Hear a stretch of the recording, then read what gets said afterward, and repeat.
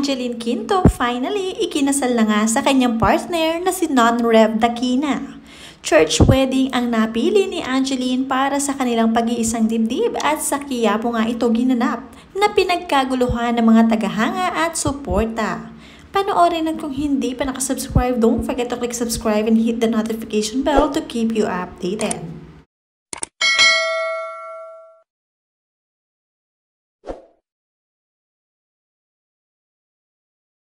Kasalukuyan nga na ikinakasal ngayon si Angeline Quinto kay Non-Rev Dakina. Hindi rin basta-basta ang mga taong bahagi ng kanilang entourage dahil narito ang mga boses ni Angeline at malalapit na kaibigan gaya nina Sarah Geronimo na gumanap bilang flower girl. Star-studded nga ang naging ceremony sa Quiapo Church. Among the principal sponsors are Charo Santos, Martin Rivera, Regine Velasquez, as well as the bosses of the ABS, Laurenti Jogi, Cory Vidanes, and Roxy Liquigan. Malapit kasi si Angeline Quinto sa kanyang mga boss kaya naman hindi talaga pwedeng mawala sa kanyang entourage. At syempre ang songbird na si Regine Velasquez dahil kapwa niya ito singer.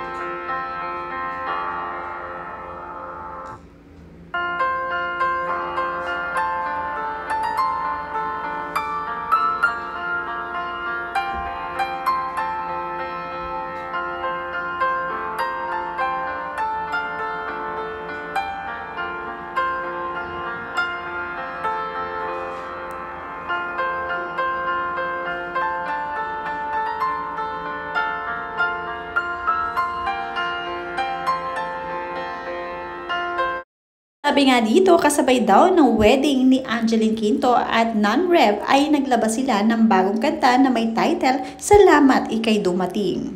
Isang sorpresang awitin ang inilabas ni Angeline na pinamagatang Salamat Ika'y Dumating para sa kanilang kasal ni Non-Rev Dakina ngayong araw, April 25 sa Quiapo Church. Mismong si Angeline Quinto ang sumulat ng kanyang wedding song kasama ang ibang creative director Jonathan Manalo na siya ring nag-produce sa kanta sa ilalim ng Star Music. Tulad ng titulo nito, tungkol ang love song sa pagpapasalamat, Ika'y Dumating.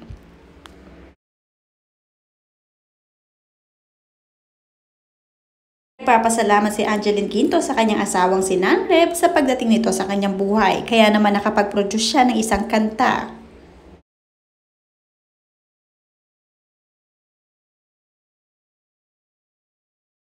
Inawit ang kanta ni Angeline Quinto ng Philippine Madrigal Singers para sa special na wedding march niya.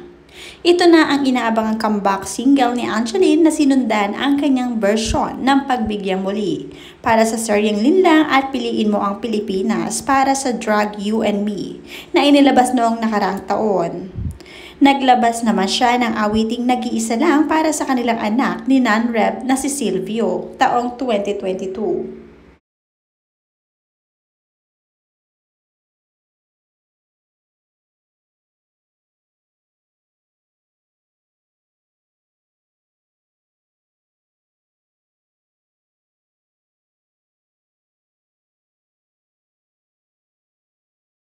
Hindi naman mawawala sa kasalan ang kanyang matalik na kaibigan na si Eric Santos. At syempre, meron din itong inihandang sorpresa para kay Angeline at sa asawa nitong si Non-Rev.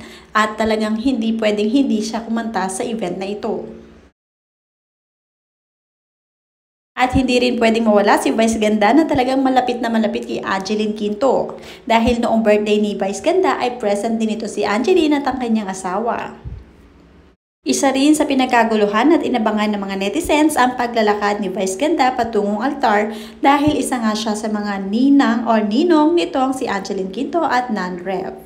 Matapos nga ang palabas nilang showtime ay agad na pumunta itong si Vice Ganda dito sa Quiapo Church para umattend ng wedding ng kanyang inaanak. Kaya naman pala nagmamadali si Vice Ganda dahil meron nga at ito nga ang wedding na kanyang pupuntahan.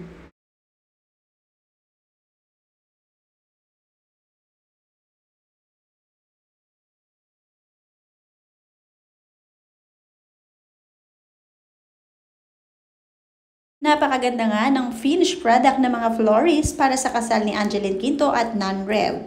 Ipinakita rin kung paano inayos at pinaghandaan at ang paglalagay ng mga bulaklak sa altar sa lalakaran nitong si Angeline Quinto.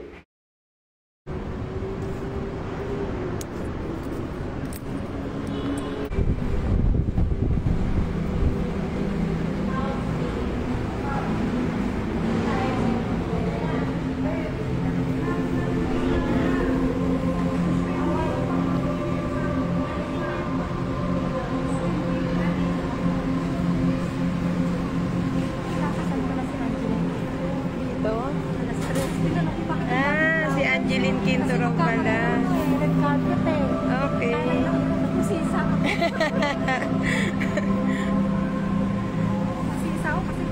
So kaya pala super ganda. Hindi ganyan kabongga.